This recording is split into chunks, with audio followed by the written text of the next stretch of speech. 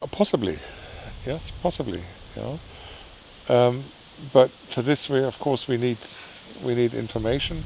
Yeah, and the way that we operate is not really designed for face-to-face meeting. Yeah, although who knows, it might happen. Yeah, but being a licensed naturopathic physician, yeah,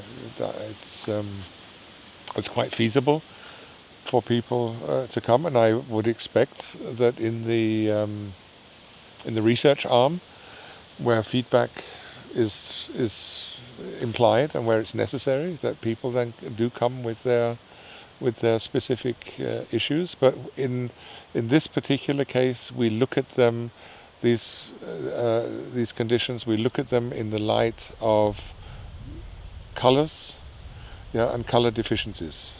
Yeah. Now, it may happen over the course of, say, these 2 years where people is involved, that I might say, well, in private to that person, then I might say, well, have you considered doing this and this and this and this and this and this to help your condition? But this depends on the circumstances, and we're not really geared towards providing a comprehensive medical service, like, for example, in my practice as a naturopathic physician, or in my practice as a neurofeedback therapist. Yeah, it doesn't have it's not that same kind of structure, and really the whole thing does revolve around this understanding of the effects of light and the effects of colors specifically, and the effects of magnetism specifically. Yeah, and that would be our core message in this particular thing that we are doing here.